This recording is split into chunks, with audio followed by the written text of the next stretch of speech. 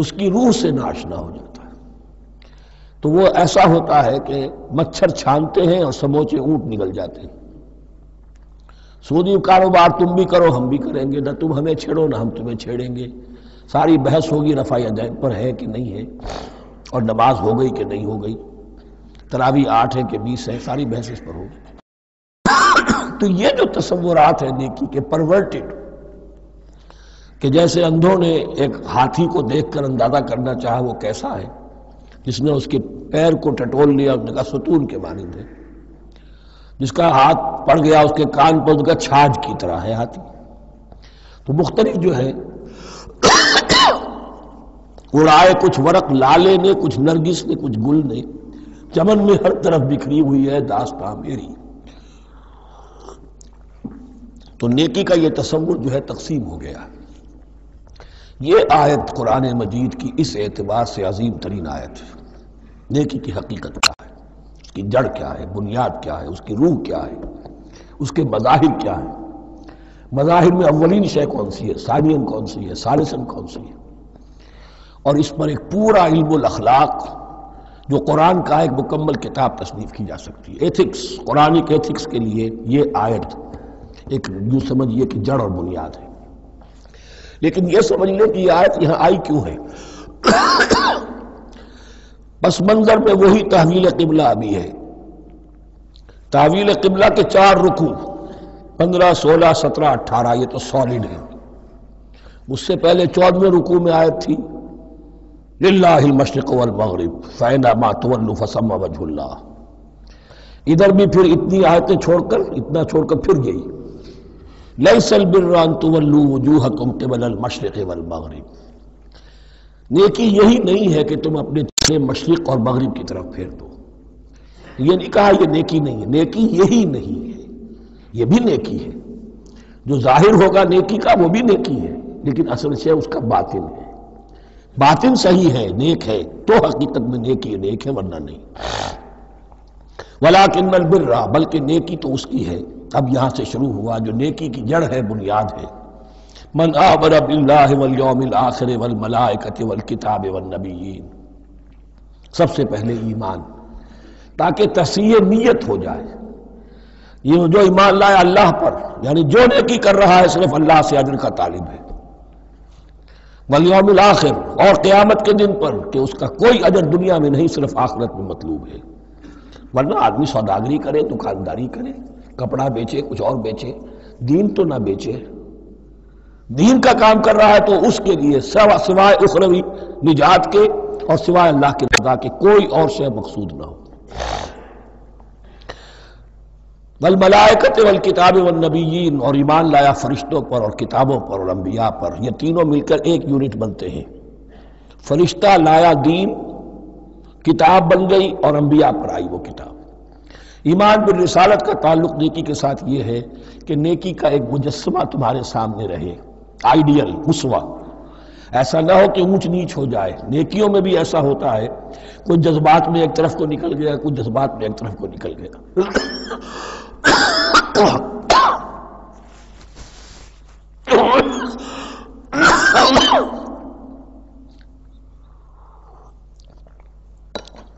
اس گمراہی سے بچنے کی ایک ہی شکل ہے کہ ایک مجسمہ مکمل، ایک اسوہ کاملہ سامنے ہو جس میں معتدل ہو تمام چیزیں.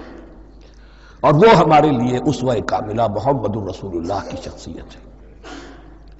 نیکی کے ظاہر کے لیے ہم انہیں معیار سمجھیں گے. جو شے جتنی ان کی سیرت میں ہے اس سے زیادہ نہ ہو، اس سے کم نہ ہو. کوشش یہ ہو، آئیڈیل یہ ہو کہ بالکل انسان حضور صلی اللہ علیہ وسلم کے اسوہ کاملہ کی پیروی کرے. ولیکن البر من آمن باللہ والیوم الآخر والملائکۃ والکتاب والنبیین وآتى المال علی حبہ ذوی القربى والیتامى والمساکین وابن السبیل. اور دیا اس نے مال، یا دے وہ مال اس کی محبت کے علی الرغم، علی حبہ اللہ کی طرف نہیں ہے، علی حب المال، علی الرغم مال محبوب ہے پھر بھی وہ خرچ کر رہا ہے. ذوی القربہ قرابت داروں پر، والیتامى یتیموں پر، والمساکین محتاجوں پر، وابن السبیل مسافر پر، والسائلین اور مانگنے والوں پر، وفی الرقاب اور لوگوں کی گردنیں چھڑانے میں. گویا کہ نیکی کے مظہر میں اولین مظہر یہ ہے انسانی ہمدردی. اگر یہ نہیں ہے تو نیکی نہیں ہے. عبادات کے انبار لگے ہوں اور دل میں شقاوت ہو، انسان کو حاجت میں دیکھ کر دل نہ پسیجے، کسی کو تکلیف میں دیکھ کر تجوری کی طرف ہاتھ نہ بڑھے حالانکہ تجوری میں مال موجود ہو، تو وہ دین کی روح سے بالکل خالی ہے. یا آپ سورہ آل عمران میں پڑھیں گے لن تنالوا البر حتى تنفقوا مما تحبون، تم نیکی کے مقام کو پہنچ ہی نہیں سکتے جب تک کہ خرچ نہ کرو اس میں سے جو تمہیں پسند ہے.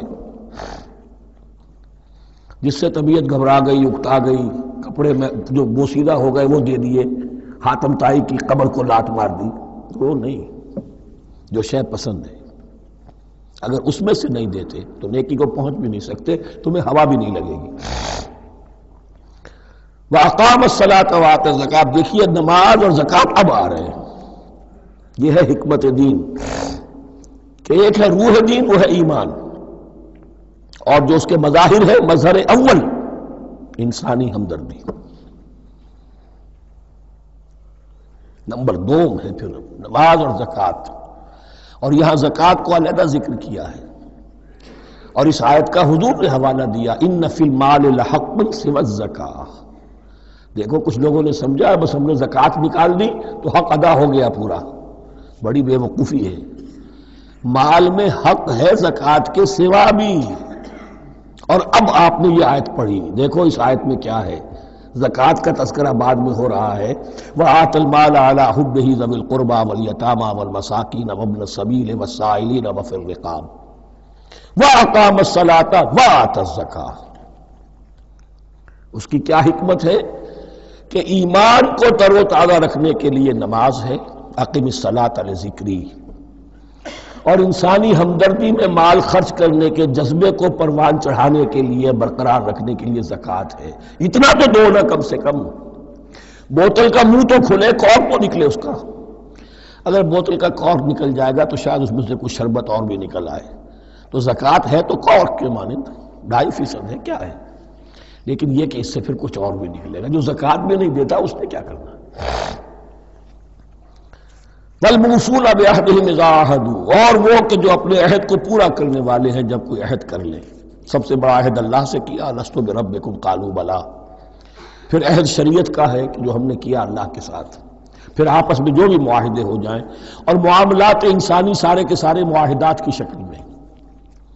شوہر اور بیوی کا معاملہ بھی ایک معاہدہ ہے. Marriage is a social contract.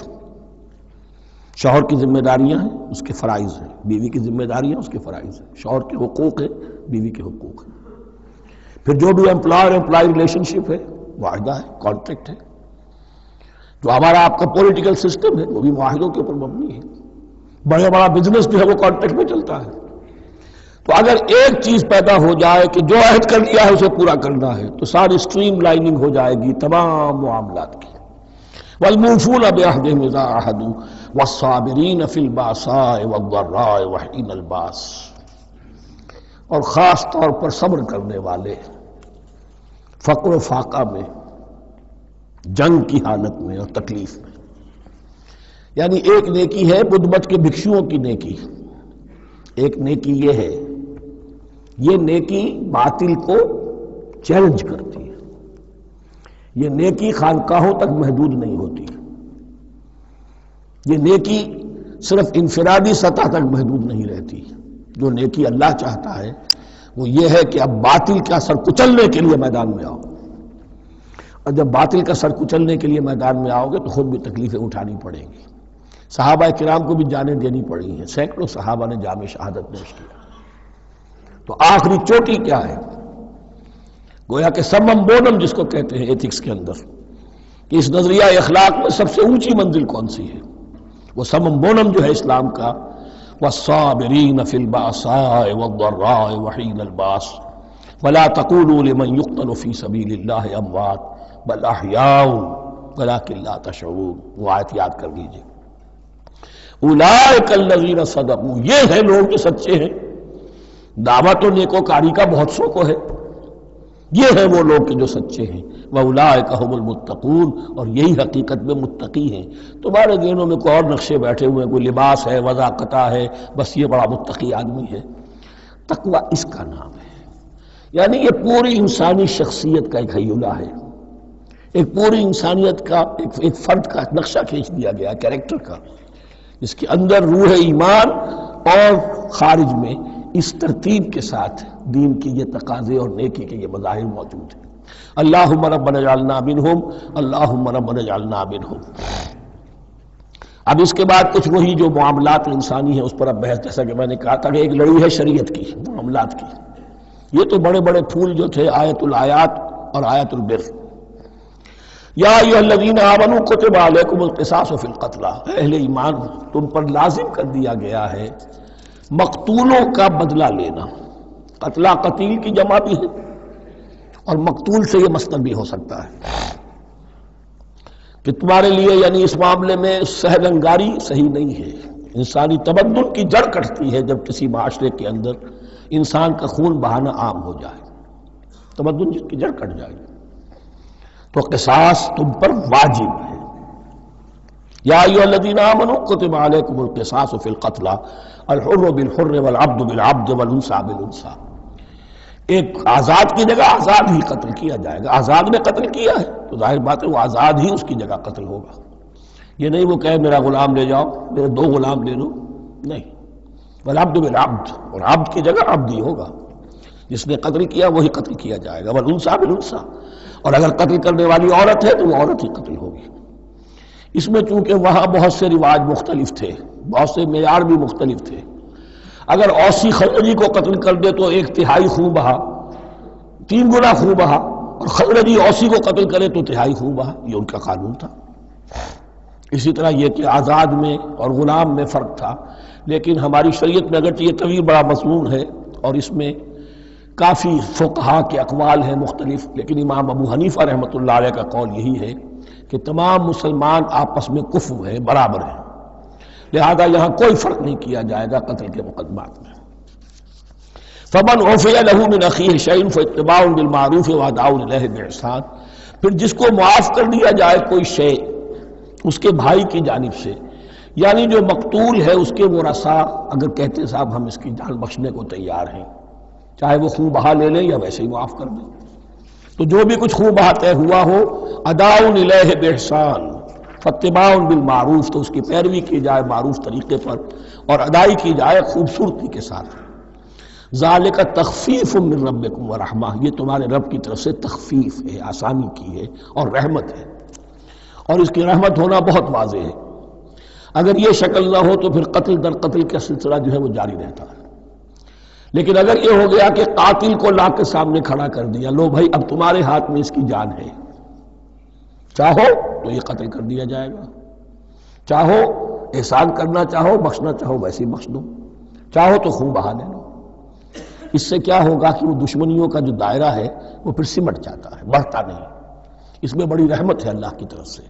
قانون جو ہے اسلام میں قتل کا، اس میں مدعی ریاست نہیں ہوتی۔ آج کل ہمارے ہاں غلطی یہ ہے، مدعی ریاست بن جاتی ہے۔ یہ مدعی ہوتا ہے یہاں پر جو بھی مقتول کے ورثاء ہیں، اور کسی کو صدر کو کیا صدر کے باپ کو بھی اختیار نہیں ہے کہ کسی قاتل کو معاف کر دے۔ قاتل کو معاف کرنے کا جو اختیار ہے وہ صرف مقتول کے ورثاء کو ہے، کوئی صدر نہیں کر سکتا۔ ہمارے دستور میں ہے، پوری شرع پوری شک موجود ہے۔ فَمَنِ اعْتَدَىٰ بَعْدَ ذَٰلِكَ فَلَهُ عَذَابٌ أَلِيمٌ، جو اس کے بعد بھی حد سے تجاوز کرے گا تو اس کے لیے دردناک اور بہت بڑا عذاب ہوگا۔ وَلَكُمْ فِي الْقِصَاصِ حَيَاةٌ يَا أُولِي الْأَلْبَابِ لَعَلَّكُمْ تَتَّقُونَ، اور اے ہوش مندو قصاص میں زندگی ہے تمہارے لیے۔ ایک روحانی تصور ہے معاف کر دینا اچھا ہے، اسلام بھی کہتا ہے ان تعفوا وتصفحوا وتغفروا فإن اللہ غفور رحیم، لیکن قتل کے مقدمات میں سہل انگاری جو ہے وہ اچھی نہیں ہے، پیروی شدت کے ساتھ ہونی چاہیے تاکہ اس سے آگے قتل کا سلسلہ بند ہو۔ وَلَكُمْ فِي الْقِصَاصِ حَيَاةٌ يَا أُولِي الْأَلْبَابِ لَعَلَّكُمْ تَتَّقُونَ، تاکہ تم بچ سکو۔ اب کوتبہ علیکم دوبارہ آ گیا۔ یہ کوتبہ کے لفظ کو سمجھ لیجئے، جہاں بھی کوئی شے فرض کی جائے گی، لازم کی جائے گی، وہ کوتبہ ہے۔ اسی لیے شریعت کے لیے قرآن مجید میں جو لفظ ہے الکتاب، الکتاب اس معنی میں کہ اس میں شریعت خداوندی پوری کی پوری موجود ہے۔ کتب علیکم اذا حضر احدکم الموت ان ترک خیرا الوصیۃ للوالدین والاقربین بالمعروف، تم پر واجب کر دیا گیا، فرض کر دیا گیا جب تم میں سے کسی کی موت کا وقت آ جائے، اگر وہ کوئی خیر مال چھوڑ رہا ہو، دولت چھوڑ رہا ہو، تو اس کے لیے فرض کر دیا گیا وصیت کرنا اپنے والدین کے حق میں اور رشتہ داروں کے حق میں انصاف کے ساتھ۔ ابھی چونکہ قانون وراثت نازل نہیں ہوا تھا، یہ ابتدائی قدم اٹھایا گیا۔ وہاں ہوتا یہ تھا جو آج بھی ہندوؤں میں ہوتا ہے، جو مر گیا اس کی ساری جائیداد کا مالک جو ہے بڑا بیٹا، چھوٹے بیٹے بھی نہیں، نہ بیٹیاں نہ بیوی، کچھ نہیں، تو سارا کا سارا مال جو ہڑپ کر جاتے تھے، کسی کو کچھ نہیں۔ یہاں یہ کہ اب پہلا ابتدائی حکم دیا گیا، لیکن یہ آیت منسوخ ہو جائے گی سورہ نساء میں جب پورا قانون وراثت آ گیا، تو اب یہ آیت منسوخ شمار ہوتی ہے۔ ناسخ وہ قانون وراثت ہے جو سورہ نساء کے دوسرے رکوع میں آئے گا۔ البتہ اس کے ایک حصے کو حضور نے باقی رکھا ہے، وہ گویا کہ سنت نے اس کے ایک جز کو برقرار رکھا ہے، اور وہ جز یہ ہے کہ مرنے والا 1/3 اپنے مال کے لیے وصیت کر سکتا ہے کسی کے لیے، 1/3 سے زیادہ نہیں، اور وارث کے لیے وصیت نہیں ہوگی، جس کی وراثت میں حق مقرر ہو چکا ہے اس کے لیے وصیت نہیں ہوگی، وہ غیر وارث کے لیے وصیت ہوگی، کسی دینی ادارے کو دینا چاہے، کسی اور کو دینا چاہے، یتیم کو، بیوہ کو، یتیم خانے کو، ٹھیک ہے، 1/3، 2/3 میں قانون وراثت کی تنفیذ ہوگی لازماً۔ تو اس آیت کا صرف اتنا حصہ باقی رکھا ہے حضور نے صلی اللہ علیہ وسلم۔ حقاً علی المتقین، یہ اللہ کا تقوی رکھنے والوں پر حق ہے، واجب ہے کہ وہ وصیت کریں کہ ہمارے والدین کو یہ مل جائے، فلاں رشتہ دار کو یہ مل جائے، باقی جو ہے جو بھی ورثاء ہیں لے جائیں۔ فمن بدلہ بعد ما سمعہ، تو جس نے بدل دیا اس وصیت کو اس کے بعد کہ اسے سنا تھا، فإنما اسمہ علی الذین یبدلونہ، تو اس کا بوجھ، اس کا گناہ انہی پر آئے گا جو تبدیل کرتے ہیں۔ جو وصیت کرنے والا تھا وہ بری ہے، اس نے صحیح وصیت کی تھی، جس نے بعد میں اس وصیت میں تحریف کی، تبدیلی کی، اس کا وبال، اس کا بوجھ انہی پر آئے گا۔ ان اللہ سمیع علیم، یقینا اللہ سب کچھ سننے والا اور جاننے والا ہے۔ فمن خاف من موص جنفا، اب اگر کسی کو اندیشہ ہوا کہ وصیت کرنے والے نے جانبداری برتی ہے، ٹھیک وصیت نہیں کی ہے، دیانتداری کے ساتھ اس کی رائے یہ ہوئی، او اسمن، یا گناہ اس نے کمایا ہے، فاصلح بینہم، اور اب ان کے مابین صلح کرا دی، ورثاء کو جمع کیا کہ بھائی وراثت تو یہ تھی، ان کی وصیت تھی، لیکن دیکھو اس میں یہ زیادتی والی بات ہے، اگر تم مطمئن ہو جاؤ، متفق ہو جاؤ، تو اس میں اتنی تبدیلی کر دی جائے ان کے اتفاق سے، فلا اسم علیہ، تو اس میں کوئی گناہ نہیں ہے، یعنی ایسی نہیں ہے یہ بات کہ اس کو وہ سینکشن اور سینکٹیٹی حاصل ہو گئی ہے، تقدس، کہ اب اس میں کوئی تبدیلی نہیں ہو سکتی، باہمی مشورے سے اور اچھے جذبے سے، اصلاح کے جذبے سے وصیت میں تغیر ہو سکتا ہے۔ ان اللہ غفور الرحیم، یقیناً اللہ تعالی بخشنے والا ہے، رحم فرمانے والا۔ اب لڑی آ گئی دوسری عبادت والی، عبادت میں صوم۔ جہاں تک نماز کا ذکر ہے تو وہ تو مکی صورتوں میں اس کا بے تحاشا مرتبہ ذکر موجود ہے، لیکن یہاں جو ہے معاملہ صوم، اس سے پہلے مکی دور میں صوم کا کہیں کوئی تذکرہ ہی نہیں، نہ عربوں میں اس کا رواج تھا۔ یہ لفظ بھی عربی زبان میں تھا گھوڑوں کے لیے، گھوڑے روزہ رکھتے تھے، رکھتے کیا تھے بیچارے، انہیں رکھوایا جاتا تھا، کیونکہ عربوں کا جو معاملہ تھا وہ لوٹ مار، غارت گری، اور اس کے لیے انہیں چاہیے تیز رفتار سواری، جاؤ حملہ کرو، لوٹو مارو اور بھاگو۔ اونٹ جو ان کی فضا اور ان کے ماحول کے لیے مناسب تھا وہ زیادہ تیز دوڑ نہیں سکتا، اپنی اس ضرورت کے لیے گھوڑا چاہیے تھا۔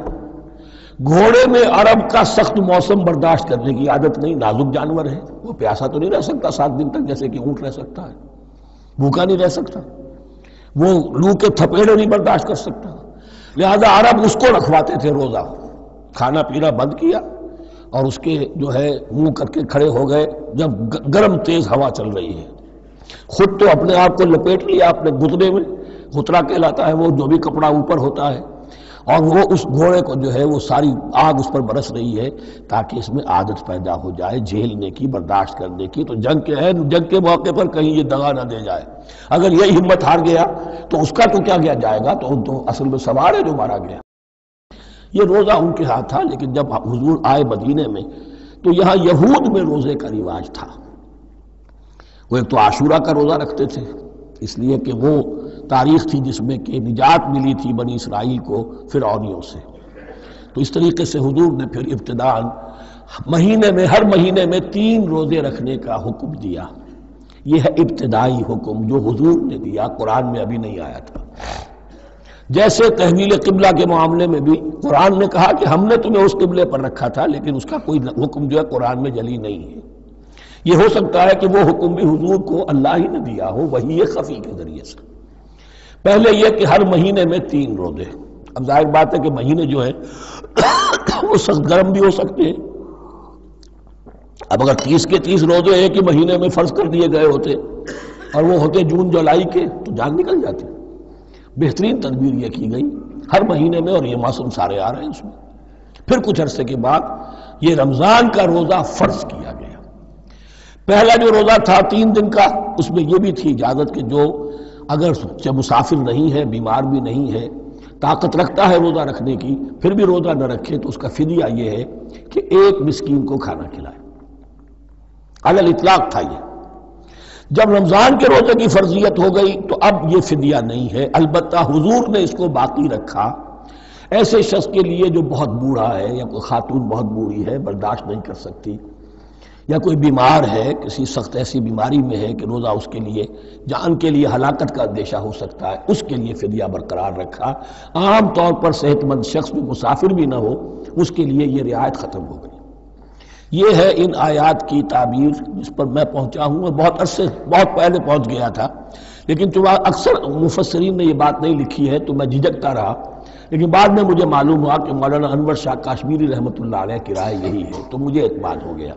اور پھر مجھے اس کا ذکر جو ہے یہ تفسیر کبیر میں امام راضی کے ہاں بھی مل گیا کہ متقدمین کے ہاں یہ رائے موجود تھی کہ پہلی 2 آیتیں جو ہیں اس روزے سے متعلق یہ رمضان کے روزے سے متعلق نہیں ہیں، بلکہ وہ 3 ہر مہینے کی 13، 14 اور 15 ایام 20 کے روزے حضور نے بعد بھی رکھے ہیں نفلاً، لیکن شروع میں یہ 3 روزے رکھنے کا حکم دیا گیا تھا۔ پہلی 2 آیتیں اس 6 آیتوں پر مشتمل رکوع، اور یہ ایک عجیب مقام ہے۔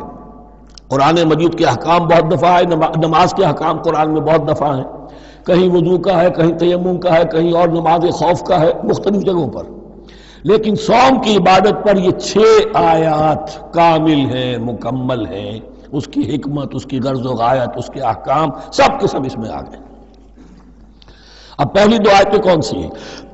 یا ایھا الذین آمنوا کتب علیکم الصیام کما کتب علی الذین من قبلکم لعلکم تتقون۔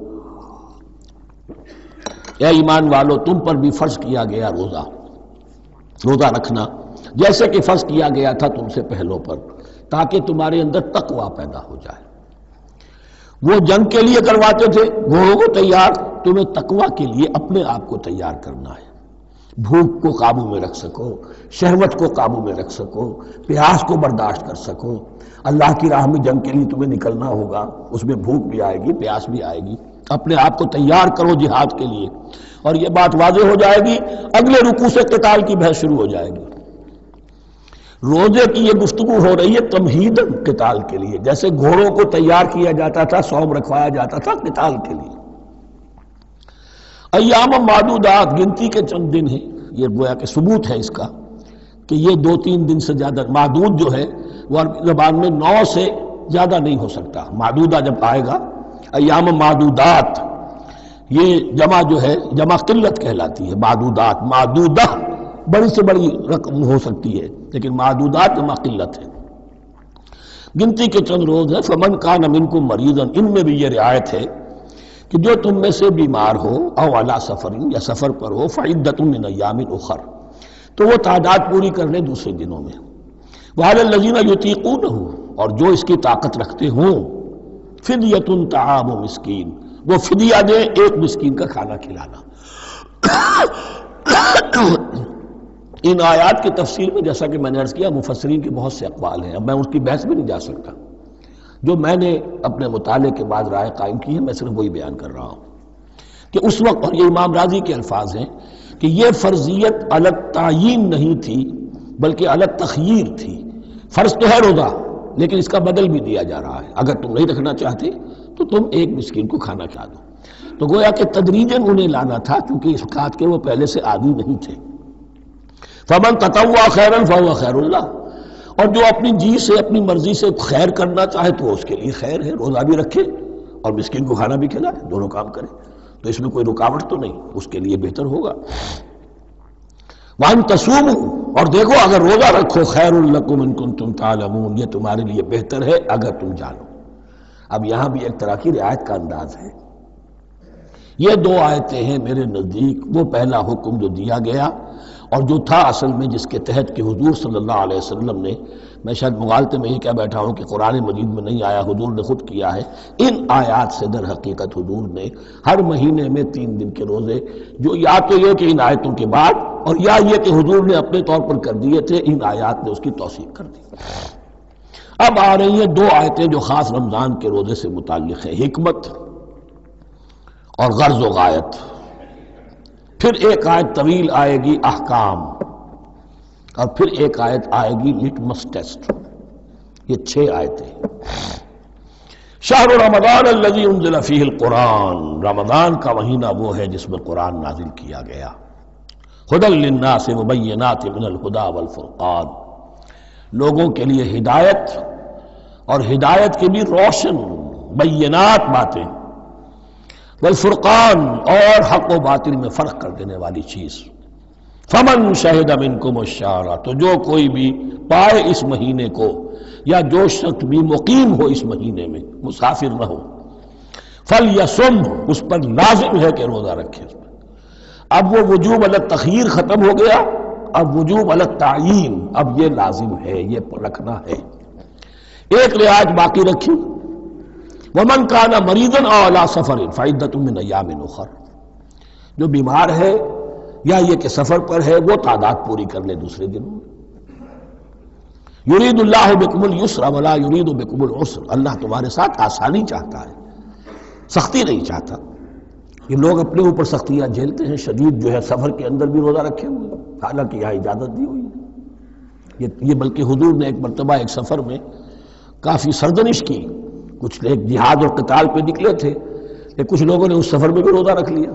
نتیجہ یہ ہوا کہ سفر کے بعد جہاں منزل میں اب جا کر خیمے لگانے تھے وہ نڈھال ہو کر گر گئے، جن لوگوں کا روزہ نہیں تھا انہوں نے پھر وہ خیمے لگائے، منزل کا کام کیا۔ تو حضور نے فرمایا کہ لیس من البر الصیام فی السفر، روزے رمضان اس میں سفر میں روزہ رکھنا کوئی نیکی کا کام نہیں ہے۔ لیکن ہمارا تصور اور ہے، 105 بخار چڑھا ہوا ہے، روزہ نہیں کھولوں گا میں، روزہ تو میں نے رکھا ہوا، یا روزہ تو میں نہیں چھوڑوں گا۔ حالانکہ جہاں رعایت اللہ کی ہے اس رعایت سے فائدہ نہ اٹھانا ایک طرح کا کفران نعمت ہے۔ وَلِتُكْمِلُوا الْعِدَّةَ، لیکن تمہیں عدت اور تعداد اب پوری کرنی ہوگی۔ وہ جو تھی ایک رعایت کہ فدیہ دے کر فارغ ہو جاؤ، وہ نہیں ہے۔ وَلِتُكَبِّرُوا اللَّهَ عَلَىٰ مَا هَدَاكُمْ، اور تاکہ تم تکبیر کرو اللہ کی اس پر کہ جو اس نے ہدایت تمہیں عطا فرمائی۔ وَلَعَلَّكُمْ تَشْكُرُونَ، اور تاکہ تم شکر کر سکو اس نعمت عظمیٰ کا جو قرآن حکیم کی شکل میں تمہیں دی گئی۔ اس موضوع پر میرا کتابچہ عظمت صوم اور عظمت صیام و قیام قرآن، اس میں یہ سارے مضامین تفصیل سے آئے ہیں، کیا حکمت ہے، کیا غرض و غایت ہے، کیا مقصد ہے، اور آخری منزل کیا ہے، وَإِذَا سَأَلَكَ عِبَادِي عَنِّي فَإِنِّي قَرِيبٌ۔ مطلوب تو یہ ہے کہ تمہارا جو یہ جسم حیوانی ہے یہ کچھ کمزور پڑے، روح ربانی جو تم میں پھونکی گئی ہے اسے تقویت حاصل ہو۔ دن میں روزہ رکھو، اس حیوانی وجود کو ذرا کمزور کرو، دباؤ اس کے تقاضوں کو، رات کو کھڑے ہو جاؤ، اللہ کا کلام سنو اور پڑھو، تاکہ تمہاری روح کی آبیاری ہو، اس پر حیات، آب حیات کا ترشح ہو۔ نتیجہ کیا نکلے گا؟ تمہارے اپنے اندر سے ایک پیاس ابھرے گی، وَإِذَا سَأَلَكَ عِبَادِي عَنِّي فَإِنِّي قَرِيبٌ، تقرب الی اللہ کا جذبہ پیدا ہوگا۔ تو اے نبی، جب میرے بندے، ایسے بندے آپ سے میرے بارے میں سوال کریں، ان کو بتا دیجئے میں قریب ہوں، دور نہیں۔ یہ حقوق انسانی کا میرے نزدیک دنیا میں سب سے بڑا میگنا کارٹا ہے۔ اللہ اور بندے کے درمیان کوئی فصل نہیں ہے، فصل اگر ہے تو تمہاری اپنی خباثت ہے۔ اگر تمہاری نیت میں فساد ہے، حرام خوری تو کرنی ہی کرنی ہے، تو اب کس منہ سے اللہ سے دعا کرو گے؟ پھر جاؤ گے کسی پیر کے پاس، آپ دعا کر دیجئے، یہ نذرانہ حاضر ہے؟ یہ طریقہ کیا ہے؟ انسان کا نفس حائل ہے اور کوئی نہیں، ورنہ ہم تو مائل بے کرم ہیں، کوئی سائل ہی نہیں، راہ دکھنا ہے کسی رہنمی منزل ہی نہیں، کوئی پوپ نہیں، کوئی پنڈت نہیں، کوئی پادری نہیں، کوئی پیر نہیں، کوئی نہیں، جب چاہو اللہ سے ہم کلام ہو جاؤ۔ اس سے بڑا حق کیوں خالق و مخلوق میں حائل رہے پردے؟ پیران کلیسا کو کلیسا سے اٹھا دو، میرا ہر بندہ جب چاہے جہاں چاہے مجھ سے ہم کلام ہو جائے۔ ہاں شرط ہے اس کی، وہ شرط آگے آ رہی ہے۔ اجیب دعوت الداعی اذا دعان، میں تو ہر پکارنے والے کی پکار سنتا ہوں، اور سنتا نہیں جواب دیتا ہوں، اور صرف جواب نہیں دیتا قبول کرتا ہوں۔ اجابت میں یہ تینوں چیزیں موجود ہیں۔ اور اذا دعان، جہاں مجھے پکارے جب پکارے، دیر اینڈ دین میں موجود ہوں، لیکن شرط کیا ہے؟ فَلْيَسْتَجِيبُوا لِي، انہیں بھی تو میرا کہنا ماننا چاہیے، یہ یک طرفہ بات نہیں ہوگی۔ فَاذْكُرُونِي أَذْكُرْكُمْ، تم مجھے یاد رکھو گے تو میں تمہیں یاد رکھوں گا، یہ دو طرفہ معاملہ ہے۔ تم شکر کرو گے میں تمہاری قدردانی کروں گا، تم میری طرف چل کر آؤ گے میں بھاگ کر آؤں گا، تم بارش برآؤ گے میں ہاتھ بڑھاؤں گا، لیکن تم رخ موڑ لو گے ہم بھی رخ موڑ لیں گے۔ ہماری تو غرض نہیں ہے، غرض ہے تو تمہاری، تم رجوع کرو گے ہم بھی رجوع کر لیں گے، تم توبہ کرو گے ہم اپنی نظر کرم پھر تمہاری طرف متوجہ کر دیں گے۔ لیکن ہر چیز ان تنصروا اللہ ینصرکم، اللہ کی مدد کرو گے تو اللہ تمہاری مدد کرے گا۔ تمہاری دوستیاں ہو، پینگے بڑھا رہے ہو اللہ کے دشمنوں کے ساتھ، ساز باز ہو اللہ کے دشمنوں کے ساتھ، اور کھڑے ہو جاؤ قنوت نازلہ میں اللہ سے مدد مانگنے کے لیے، تم سے بڑا بے وقوف کون ہوگا؟ پہلے اللہ کی طرف رخ تو کرو، اللہ سے اپنا معاملہ درست کرو۔ ہاں اس میں کوئی یہ شرط نہیں ہے کہ پہلے ولی کامل اس وقت توبہ کرو خلوص نیت سے، سارے پردے ہٹ جائیں گے، لیکن خلوص نیت کے ساتھ توبہ۔ وَإِذَا سَأَلَكَ عِبَادِي عَنِّي فَإِنِّي قَرِيبٌ أُجِيبُ دَعْوَةَ الدَّاعِ إِذَا دَعَانِ فَلْيَسْتَجِيبُوا لِي وَلْيُؤْمِنُوا بِي لَعَلَّهُمْ يَرْشُدُونَ أُحِلَّ لَكُمْ لَيْلَةَ الصِّيَامِ إِذْ تَفَضُّوا إِلَىٰ نِسَائِكُمْ۔ اب یہ ہے احکام کی آیت، بڑی طویل ہے، چونکہ یہود کے ہاں شریعت میں روزہ جو ہے شروع ہو جاتا تھا شام کو ہی، اور رات بھی روزے میں شامل تھی، تو تعلق زن و شو بھی نہیں ہو سکتا، اور کوئی سحری وحری کا تصور نہیں تھا، جیسے ہی سوئے رات شروع روزہ شروع، اب اگلے دن تک غروب آفتاب تک روزہ رہے گا۔ ہمارے ہاں روزے میں نرمی کی گئی ہے، ایک تو یہ کہ رات کو اس سے خارج کر دیا، روزہ دن کا ہے، اور رات کے وقت تعلق زن و شو بھی ہے، کھانا پینا بھی ہے، جو پابندیاں روزے کی ہیں وہ سب اٹھ گئی۔ لیکن ہو یہ رہا تھا کہ لوگ سمجھ رہے تھے کہ شاید وہی جو احکام ہیں یہود کے ہاں شاید وہی ہمارے ہاں بھی ہیں، اس لیے وہ ایسا بھی ہوتا تھا اپنے جذبات میں بیویوں سے مقاربت کرتے تھے، لیکن دل میں سمجھتے تھے کہ ہم نے غلط کام کیا ہے۔ یہاں اب ان کو اطمینان دلایا جا رہا کہ نہیں، أُحِلَّ لَكُمْ لَيْلَةَ الصِّيَامِ الرَّفَثُ إِلَىٰ نِسَائِكُمْ، حلال کر دیا گیا ہے تمہارے لیے روزے کی راتوں میں اپنی بیویوں کے پاس جانا۔ ہن لباس لکم وانتم لباس لہن، وہ پوشاک ہے تمہارے لیے، تم پوشاک ہو ان کے لیے۔ بڑا بلیغ کنایا ہے یہ، جیسے لباس میں اور جسم میں کوئی پردہ نہیں ہے، لباس ہی تو پردہ ہے نا، لباس میں اور جسم میں تو کوئی پردہ نہیں، ایسے ہی بیوی میں اور شوہر میں کوئی پردہ نہیں۔ ہن لباس لکم وانتم لباس لہن۔ ویسے بھی انسان کے اخلاق کی حفاظت کرنے والی، مرد کے اخلاق کی حفاظت کرنے والی بیوی ہے، بیوی کے اخلاق کی حفاظت کرنے والا مرد ہے۔ وہ مجھے اقبال کا شعر یاد آ رہا تھا، تعلیم نئی ہو کہ پرانی، نسوانیت زن کا نگہباں ہے فقط مرد، نہ پردہ نہ تعلیم نئی ہو کہ پرانی، نسوانیت زن کا نگہباں ہے فقط مرد۔ بہرحال ایک دونوں کے لیے وہ ایک ضرورت بھی ہے، ان کی پردہ پوشی بھی کرتے ہیں ایک دوسرے کی، اور اس طریقے سے لباس کی جو ہے اس میں کنایا کیا گیا۔ علم اللہ انکم کنتم تختانون انفسکم، اللہ کے علم میں ہے کہ تم اپنے آپ کے ساتھ خیانت کر رہے تھے۔ ایک کام کر رہے تھے جو گناہ نہیں ہے لیکن تم سمجھتے تھے گناہ ہے، تو اپنے آپ سے خیانت ہو گئی کہ نہیں؟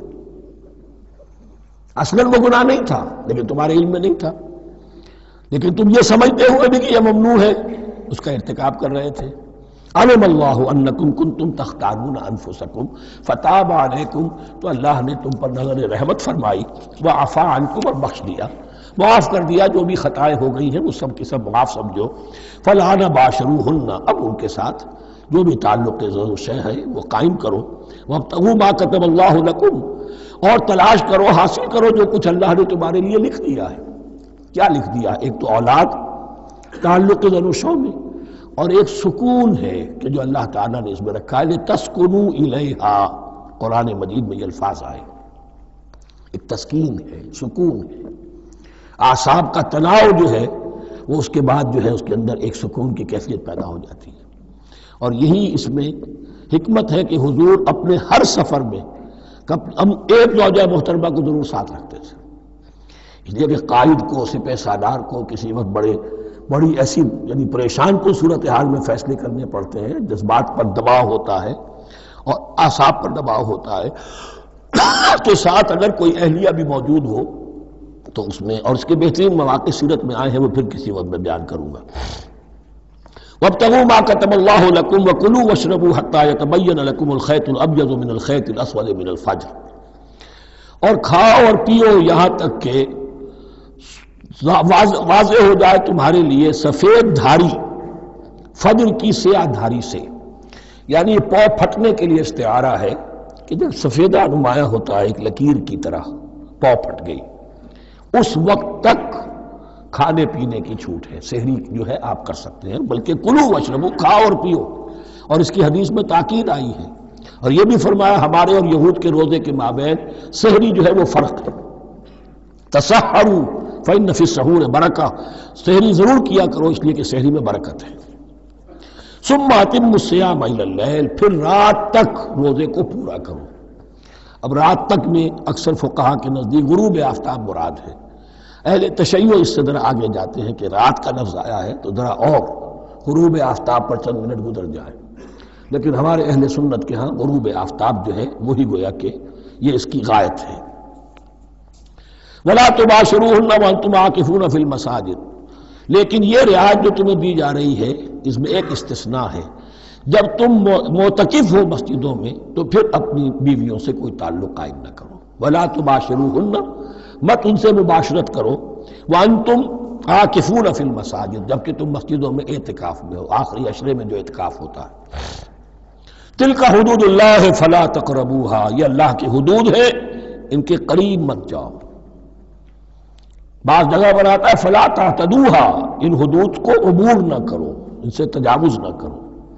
تو حرام تو یہی شے ہوگی کہ حدود سے تجاوز کیا جائے، لیکن احتیاط اس میں ہے to keep at a safe distance, ذرا دور رہو، آخری حد تک چلے جاؤ گے تو اندیشہ ہے کہ کہیں اس حد کو کراس نہ کر جاؤ۔ فلا تقربوها، اللہ کے حدود سے ذرا ایک سیف ڈسٹینس کے اوپر رہنا ضروری ہے۔ كَذَلِكَ يُبَيِّنُ اللَّهُ آيَاتِهِ لِلنَّاسِ، اسی طرح اللہ تعالیٰ واضح کرتا ہے اپنی نشانیاں لوگوں کے لیے، لعلہم یتقون، تاکہ وہ تقوی کی روش اختیار کر سکے، بچ سکے۔ اب وہ لٹمس ٹیسٹ والی آیت آ گئی، تقوی کا ٹیسٹ کیا ہے؟ روزہ اس لیے فرض کیا کہ تقوی پیدا ہو جائے، یہ سارے احکام تمہیں دیے جا رہے ہیں تاکہ تمہیں تقوی پیدا ہو جائے۔ ٹیسٹ کیا ہے؟ تقوی کا لٹمس ٹیسٹ عقل حلال، یہ نہیں ہے کوئی نیکی نہیں۔ وَلَا تَأْكُلُوا أَمْوَالَكُمْ بَيْنَكُمْ بِالْبَاطِلِ، اپنے مال آپس میں باطل طریقوں سے ہڑپ نہ کرو۔ وَتُدْلُوا بِهَا إِلَى الْحُكَّامِ، اور اپنے مال کو ذریعہ نہ بناؤ حکام تک پہنچنے کا۔ لِتَأْكُلُوا فَرِيقًا مِنْ أَمْوَالِ النَّاسِ بِالْإِثْمِ، تاکہ تم لوگوں کے مال کو ہڑپ کر سکو گناہ کے ساتھ، وَأَنْتُمْ تَعْلَمُونَ، اور تم اس کو جانتے بوجھتے کر رہے ہو۔ جو شخص اس معیار سے تو اس سے باز آ گیا وہ ہے متقی، یہ لسٹمس ٹیسٹ ہے۔ ورنہ نمازوں کی تعداد، روزوں کی تعداد اور حرام کھانا تو تقوی نہیں۔ یہ میں حیران ہوتا ہوں کہ اب اس پر کبھی غور نہیں کیا ہے لوگوں نے کہ یہ آیت کہاں سے آ گئی درمیان میں. روزے کے احکام اور اس کے بعد قتال کے احکام بھی شروع ہوں گے، حج کے احکام شروع ہوں گے، یہ بیچ میں آیت. واقعہ یہ ہے کہ جیسے روزے کی حکمت کا نقطہ عروج کیا ہے، وَإِذَا سَأَلَكَ عِبَادِي عَنِّي فَإِنِّي قَرِيبٌ، روح انسانی میں ایک طلب پیدا ہو جائے تقرب اللہ کی. اسی طرح احکام صوم میں جو کلائمیکس ہے وہ یہ ہے، وَلَا تَأْكُلُوا أَمْوَالَكُمْ بَيْنَكُمْ بِالْبَاطِلِ وَتُدْلُوا بِهَا إِلَى الْحُكَّامِ لِتَأْكُلُوا فَرِيقًا مِّنْ أَمْوَالِ النَّاسِ بِالْإِثْمِ وَأَنْتُمْ تَعْلَمُونَ. يَسْأَلُونَكَ عَنِ الْأَهِلَّةِ، اے نبی آپ سے پوچھ رہے ہیں چاند کی گھٹتی بڑھتی صورتوں کے بارے میں.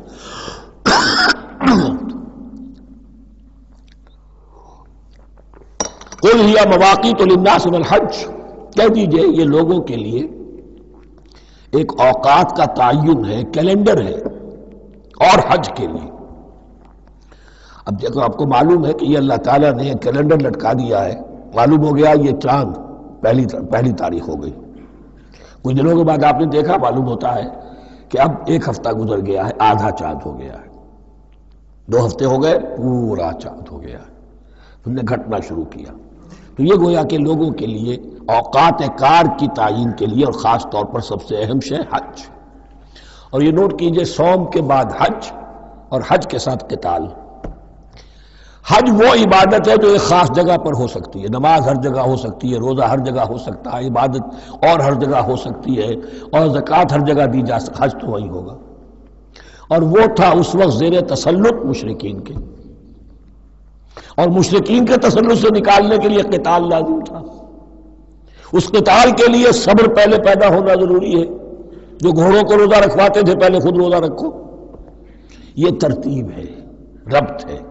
صوم کے احکام فوراً حج اور قتال کے احکام. يَسْأَلُونَكَ عَنِ الْأَهِلَّةِ قُلْ هِيَ مَوَاقِيتُ لِلنَّاسِ وَالْحَجِّ وَلَيْسَ الْبِرُّ بِأَنْ تَأْتُوا الْبُيُوتَ مِنْ ظُهُورِهَا وَلَكِنَّ الْبِرَّ مَنِ اتَّقَىٰ. اور یہ کوئی نیکی نہیں ہے کہ تم گھروں میں ان کی پشت پر سے داخل ہو، بلکہ نیکی تو اس کی ہے جس میں تقویٰ ہے. یہ اصل میں ان کے ہاں ایک رواج تھا، کیونکہ حج تو ہو رہا تھا ایام جاہلیت میں بھی، اس کے مناسک کی بگڑی ہوئی شکلیں بھی موجود تھیں، کچھ ترمیمیں انہوں نے کر دی تھی، یہ حج تو تھا ان کا. وہ یہ کرتے تھے جب گھر سے مکے سے نکل گئے احرام باندھ کر، اب اگر کسی ضرورت سے گھر واپس جانا پڑ گیا تو سمجھتے تھے کہ احرام باندھ کر نکل آئے ہیں، اب دروازے سے تو نہیں جا سکتے، گھسیں گے کہیں پیچھے سے کہیں اوپر سے پھاند کر دیوار آئیں گے، اور اسے سمجھتے تھے بڑا تقویٰ ہے. یہ فرمایا یہ کوئی نیکی کی بات نہیں، یہ سرے سے نیکی نہیں. وَلَيْسَ الْبِرُّ، یہ ہرگز نیکی نہیں ہے، أَن تَأْتُوا الْبُيُوتَ مِنْ ظُهُورِهَا، کہ تم ان کے تم گھروں میں داخل ہو ان کے پچھواڑے سے. وَلَكِنَّ الْبِرَّ مَنِ اتَّقَىٰ. اب یہاں اس پوری آیت کو ذہن میں رکھ لیجئے. آیت البر کے آخر میں لفظ تھا وَأُولَٰئِكَ هُمُ الْمُتَّقُونَ وَلَكِنَّ الْبِرَّ مَنِ اتَّقَىٰ. گویا کہ وہ پورا تصور جو ہے یہاں پر جو آیا بر میں آ چکا ہے، اس کو اس لفظ کے حوالے سے اس پورے تصور کو پھر آپ کے ذہن میں تازہ کر دیا. وَأْتُوا الْبُيُوتَ مِنْ أَبْوَابِهَا، گھروں میں داخل ہو ان کے دروازوں سے. وَاتَّقُوا اللَّهَ لَعَلَّكُمْ تُفْلِحُونَ، اور اللہ کا تقوی اختیار کرو تاکہ تم فلاح پاؤ. وَقَاتِلُوا فِي سَبِيلِ اللَّهِ الَّذِينَ يُقَاتِلُونَكُمْ. لیجئے قتال آ گیا. اب یہ تیسری کڑی آ گئی نا، ایک لڑی عبادات کی، ایک لڑی معاملات کی، ایک لڑی انفاق کی، ایک لڑی قتال کی، یہ چوتھی کڑی ہے. وَقَاتِلُوا فِي سَبِيلِ اللَّهِ الَّذِينَ يُقَاتِلُونَ، اللہ قتال کرو اللہ کی راہ میں ان سے جو تم سے قتال کر رہے ہیں. وَلَا تَعْتَدُوا، لیکن حد سے تجاوز نہ کرو. ان اللہ لا يحب المعتدین، اللہ تعالی حد سے تجاوز کرنے والوں کو پسند نہیں کرتا. وَاقْتُلُوهُمْ حَيْثُ ثَقِفْتُمُوهُمْ، انہیں قتل کرو جہاں بھی پاؤ. وَأَخْرِجُوهُمْ مِنْ حَيْثُ أَخْرَجُوكُمْ، اور نکالو انہیں وہاں سے جہاں سے انہوں نے تمہیں نکالا ہے. مہاجرین کہاں سے نکالے گئے تھے؟ مکے سے. محمد الرسول اللہ پر وہاں پر حیات تنگ کر دی گئی تھی، قافیہ تنگ کر دیا گیا تھا، تبھی تو آپ نے ہجرت کی. نکالو انہیں وہاں سے جہاں سے انہوں نے تمہیں نکالا ہے. والفتنة اشد من القتل، اور یہ خیال نہ رہے کہ قتل اور خون ریزی جو ہے تو بری بات ہے، فتنہ اس سے بھی زیادہ بری بات ہے. فتنہ کیا ہے؟ ایسے حالات جن میں کہ انسان اللہ خدائے واحد کی بندگی نہ کر سکے، اسے غلط کاموں پر مجبور کیا جائے، حرام خوری پر مجبور ہو گیا ہو، یہ سارے حالات فتنہ ہیں۔ تو قتل اور خونریزی اتنی بری شے نہیں ہے جتنی فتنہ، والفتنة اشد من القتل۔ ولا تقاتلوهم عند المسجد الحرام حتى يقاتلوكم فيه، ہاں مسجد حرام وہ چونکہ اسے تو امن کی جگہ بنا دیا گیا ہے، ان سے جنگ مت کرو مسجد حرام کے پاس جو بھی حرم کا علاقہ ہے، حتیٰ یقاتلوکم، یہاں تک کہ وہ خود تم سے قتال کریں اس میں، فَإِن قَاتَلُوكُمْ، پھر اگر وہ تم سے قتال کرتے جنگ کرتے ہیں، فَاقْتُلُوهُمْ، تو قتل کرو انہیں، كَذَلِكَ جَزَاءُ الْكَافِرِينَ، یہی بدلہ ہے کافروں کا۔ فَإِنِ انْتَهَوْا، پھر اگر وہ باز آ جائیں، فَلَا عُدْوَانَ إِلَّا عَلَى الظَّالِمِينَ، تو کوئی زیادتی جائز نہیں ہے مگر ظالموں پر۔ الشہر الحرام بالشہر الحرام، شہر حرام کا بدلہ ہے شہر حرام، یعنی اگر انہوں نے اشہر حرم کی بے حرمتی کی ہے تو اس کے بدلے میں یہ نہیں ہوگا کہ ہم تو ہاتھ باندھ کے کھڑے رہیں کیونکہ تو اشہر حرم ہے۔ ایک ہے حرم زمین، ایک ہے اشہر حرم، 4 مہینے، 3 حج کے لیے ان کے ہاں تھے اور 1 عمرے کے لیے، یہ 4 مہینے تھے کہ ان کے دوران ان کے ہاں یہ طے تھا کوئی خونریزی کوئی جنگ نہیں ہوگی، اپنے باپ کے قاتل کو بھی پالیں گے تو اس میں قتل نہیں کریں گے۔ تو ایک مقام ہے حرم، اس میں جنگ حرام، اور ایک وہ مہینے ہیں ان میں جنگ حرام۔ لیکن اگر کفر اقدام کرے تو اب یہ نہیں کہ ہاتھ پاؤں باندھ کے اپنے آپ کو پیش کر دیا جائے، نہیں، پھر جوابی کارروائی میں اگر تمہیں بھی اس کی بے حرمتی کرنی پڑے تو اس کا وبال بھی ان پر ہوگا۔ جی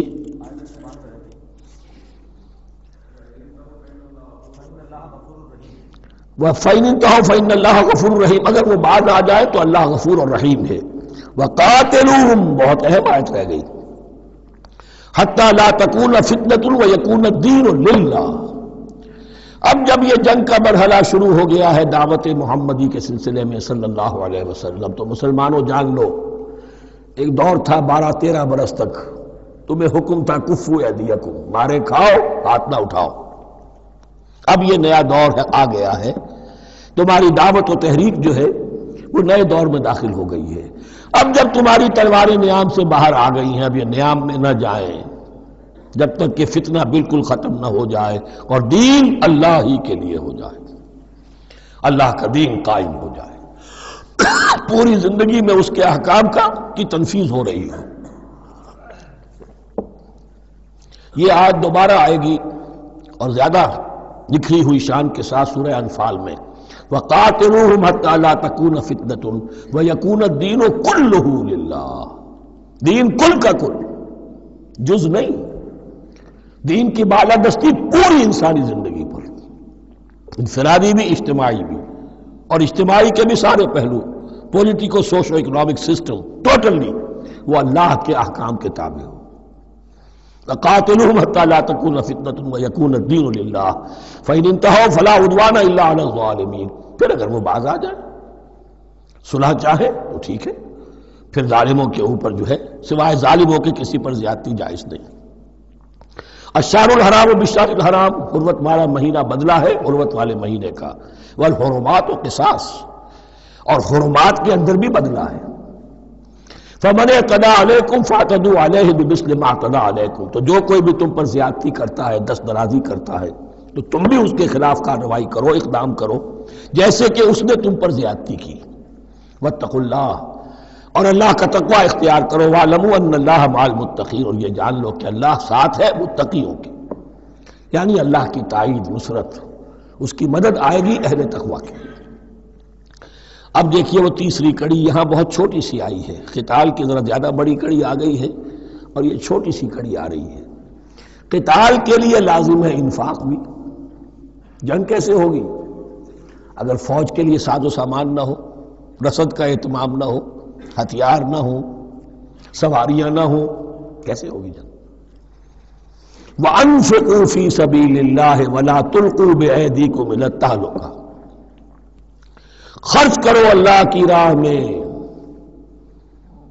اور مت ڈالو اپنے آپ کو اپنے ہاتھوں ہلاکت میں، یعنی اللہ کا دین اس وقت اسے احتیاج ہے وہ پیسہ چاہتا ہے. جیسے حضور نے تبوک کے موقع پر عام اپیل کی اور آپ اپنے مال کو لے کر بیٹھے ہوئے ہیں، تو گویا کہ آپ نے اپنے آپ کو ہلاکت میں خود ڈال دیا. یہ انفاق ہے، جہاد بالمال. وَأَنفِقُوا فِي سَبِيلِ اللَّهِ وَلَا تُلْقُوا بِأَيْدِيكُمْ إِلَى التَّهْلُكَةِ وَأَحْسِنُوا إِنَّ اللَّهَ يُحِبُّ الْمُحْسِنِينَ. اور احسان کی روش اختیار کرو، دین کے اندر بھی خوبصورتی پیدا کرو، دین میں بہتر سے بہتر مقام حاصل کرنے کی کوشش کرو. ہمارا معاملہ کیا، دنیا میں آگے سے آگے اور دین میں پیچھے سے پیچھے. دین میں یہ دیکھیں گے اس سے کم پر گزارا ہو سکتا ہو، کوئی اور شے ہو کہ جس میں اس سے کم سے بھی بات پوری ہو جائے. دین میں یہ ہوگا، اور دنیا میں آگے سے آگے ہے جستجو کہ خوب سے ہے خوب تر کہاں. تو اگر یہ جستجو دنیا میں ہے، اس سے بڑھ کر دین میں ہونی چاہیے. فاستبقوا الخیرات، نیکیوں میں ایک دوسرے پر بازی لے جانے کی کوشش کرو. وَأَنفِقُوا فِي سَبِيلِ اللَّهِ وَلَا تُلْقُوا بِأَيْدِيكُمْ إِلَى التَّهْلُكَةِ وَأَحْسِنُوا، اور احسان کی روش اختیار کرو. ان اللہ یحب المحسنین، یقیناً اللہ تعالی محسنین کو ان لوگوں کو کہ جو درجہ احسان پر فائز ہو جائے محبت کرتا ہے، انہیں پسند کرتا ہے. یہ حدیث جبرائیل اگر ذہن میں ہو تو 3 درجے ہیں، جیسے میں نے آج بتایا آپ کو. وَنَحْنُ لَهُ مُسْلِمُونَ وَنَحْنُ لَهُ عَابِدُونَ وَنَحْنُ لَهُ مُخْلِصُونَ. 3 درجے دوسرے ہیں، اسلام، ایمان، احسان. اخبرنی عن الاسلام، اخبرنی عن الایمان، اخبرنی عن الاحسان. احسان کیا ہے؟ ان تعبد اللہ کانک تراہ فإن لم تکن تراہ فإنہ یراک. یہ سارے کام جو دین کے لیے کیے جا رہے ہوں، عبادت ہے، جہاد ہے، قتال ہے، ایسی کیفیت میں، ایسے اخلاص کے ساتھ گویا کہ تم اپنی آنکھوں سے اللہ کو دیکھ رہے ہو. اور اگر تم اللہ کو نہیں دیکھ رہے تو کم سے کم یہ کیفیت تو تمہاری ہو جائے کہ تمہیں مستحضر رہے کہ اللہ تمہیں دیکھ رہا ہے. یہ احسان ہے. وَأَحْسِنُوا، عام طور پر اس کا ترجمہ اس انداز میں نہیں کیا گیا ہے، اس کو اچھی طرح سمجھ لیجئے. ویسے یہ مضمون کھل کر آئے گا سورہ مائدہ میں. ان اللہ یحب المحسنین، یقیناً اللہ تعالیٰ محسنین کو پسند کرتا ہے. وَأَتِمُّوا الْحَجَّ وَالْعُمْرَةَ لِلَّهِ، اور حج اور عمرہ مکمل کرو اللہ کے لیے. جو عمرے کے لیے احرام تو باندھ لیا جائے گا مدینے سے 7 میل باہر نکل کر ہی. حج مکمل تو ہوگا جب طواف بھی ہوگا، وقوف عرفہ بھی ہوگا، سارے اس کے جو بھی مناسک ادا کیے جائیں گے. لیکن یہ کہ جو شخص بھی نیت کر لے حج کی یا عمرے کی تو پھر اسے مناسب کو مکمل کرنا چاہیے، کوئی کمی نہ رہے. فَإِنْ أُحْصِرْتُمْ، اگر تمہیں گھیر لیا جائے، روک دیا جائے، جیسے کہ سن 6 میں ہو گیا، صلح حدیبیہ کرنی پڑی، مشرکین مکہ اڑ گئے، نہیں داخل ہونے دیں گے. اگر تمہارا گھیراؤ ہو جائے فَمَسْتَيْسَرَ مِنَ الْهَدْيِ، تو جو بھی تم قربانی پیش کر سکو پیش کر دو. یہ دم احصار کہلاتا ہے کہ چونکہ اب ہم آگے نہیں جا سکتے، یہی ہمیں احرام کھولنا پڑ رہا ہے، تو دم احصار، یہ خون، یہ جو جانور اللہ کے نام پر ہم دے رہے ہیں، یہ اس کی ایک طرح کا کفارہ ہے. وَلَا تَحْلِقُوا رُؤُوسَكُمْ حَتَّى يَبْلُغَ الْحَدْيُ مَحِلَّهُ، اور اپنے سر اس وقت تک نہ مونڈو جب تک کہ وہ ہدی کا جانور جو ہے وہ محل تک، یعنی جو بیت الماس جہاں پر جا کر ذبح ہونا ہے وہاں پہنچ نہ جائے. جانور تو آپ نے بھیج دیے اور وہ رکاوٹ نہیں ڈالیں گے، اس لیے کہ ان کا گوشت تو ان کو کھانے کو ملے گا. لہذا جانور، لیکن یہ اندازہ کر لو کہ اب اتنا وقت گزر گیا ہے کہ وہ ہدی قربانی کا جانور جو ہے وہ پہنچ گیا ہوگا. ہدیم بالغ الکعبہ، وہ وہاں پر اس کی اپنے مقام پر پہنچ گیا. فمن کان منکم مریضا او بہ اذى من راسہ، تو جو کوئی بھی تم میں سے ہو بیمار یا اس کے سر میں کوئی تکلیف ہو، کوئی زخم ہو، اور اس کی وجہ سے یہ ہے کہ وہ حجامت کرانی ضروری ہو جائے، بال کاٹنے ضروری ہو جائے، ففدیۃ من صیام او صدقۃ او نسک، تو پھر فدیہ دینا پڑے گا. اگر اس ہدی کے جانور کے کعبے تک پہنچنے سے پہلے تمہیں اپنے بال کاٹنے پڑے، حجامت کرانی پڑی، تو فدیہ ہوگا. یہ جو ہے دم جنایت کہلاتا ہے، یعنی ایک جو کمی رہ گئی ہے اس کی تلافی کے لیے.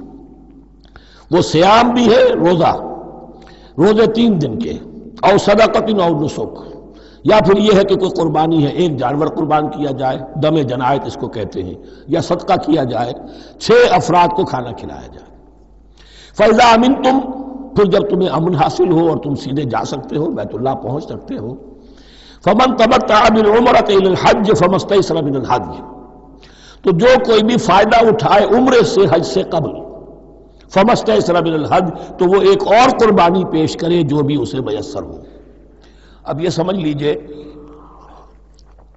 کہ حضور کی بعثت سے پہلے عرب میں رواج یہ تھا کہ ایک سفر میں حج بھی کرنا عمرہ بھی کرنا ان کے نزدیک حرام تھا، یہ توہین تھی کعبے کی۔ حج کے لیے 3 مہینے، شوال، ذوالقعدہ، ذوالحج، اور رجب کا مہینہ ان کے ہاں طے تھا عمرے کے لیے۔ عمرے کے لیے علیحدہ سفر کرو، اس کے لیے علیحدہ سفر کرو۔ لیکن شریعت محمدی میں جو آسانیاں کی گئی ہیں وہ یہ ہیں کہ ایک شخص، چونکہ اس ملت کو پھیلنا تھا بہت طویل علاقے پر، لوگوں کے لیے سفر آسان تو نہیں تھا، تو آپ ایسا کر سکتے ہیں کہ آپ جائیں اور عمرہ بھی کر لیں، حج بھی کر لیں۔ ایک شکل یہ ہے کہ عمرہ کیا، احرام کھول دیا، اور پھر حج کا وقت آیا 8ویں ذی الحج کو، تو پھر احرام باندھا، وہ حج کا احرام ہو گیا، اسے کہتے ہیں تمتع۔ ایک یہ ہے کہ حج کے لیے احرام باندھا تھا، جاتے ہی عمرہ بھی کر لیا لیکن احرام کھولا نہیں، اسی احرام میں جاری رکھ کر اسے، اور اسی میں حج بھی کر لیا، یہ قران کہلاتا ہے، جمع کر دیا ایک ہی احرام میں عمرے کو بھی اور حج کو بھی۔ ایک افراد کہلاتا ہے، بس ایک کے لیے صرف حج کا معاملہ ہو شروع سے۔ تو یہاں تمتع کی جو ہمیں اجازت دی گئی ہے اس کے لیے جسے دم شکر کہتے ہیں حضرت امام ابو حنیفہ، یہ شکرانہ ہے کہ ہم ایک قربانی دیں۔ لیکن امام شافعی کے نزدیک یہ بھی دم جنایت ہے، یہ بھی جبر ہے۔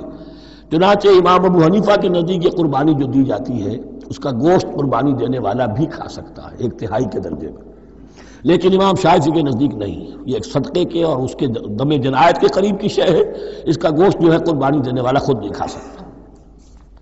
فمن لم یجد، اب اگر کسی کے پاس نہیں ہے یہ ہدیہ پیش کرنے کو، فصیام 3 ایام فی الحج، تو اب اس پر لازم ہے کہ حج میں 3 روزے رکھے، 7ویں، 8ویں اور 9ویں ذی الحج کو روزہ رکھے غیر ایام حج میں۔ 10ویں کا روزہ نہیں ہو سکتا، وہ عید کا دن ہے، یوم النحر ہے۔ وَسَبْعَةٍ إِذَا رَجَعْتُمْ، اور 7 روزے رکھو جبکہ تم واپس چلے جاؤ، اپنے گھروں میں جا کر 7 روزے رکھو۔ تِلْكَ عَشَرَةٌ كَامِلَةٌ، یہ 10 روزے ہوں گے مکمل۔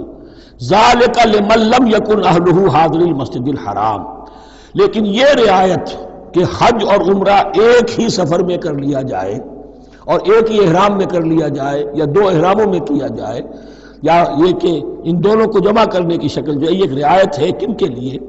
ذَلِكَ لِمَن لَّمْ يَكُنْ أَهْلُهُ حَاضِرِي الْمَسْجِدِ الْحَرَامِ، جس کے اہل و عیال مسجد حرام کے قریب نہیں رہتے، دور سے آ رہے ہیں، تو ظاہر بات ہے کہ ان کے لیے رعایت ہوگی۔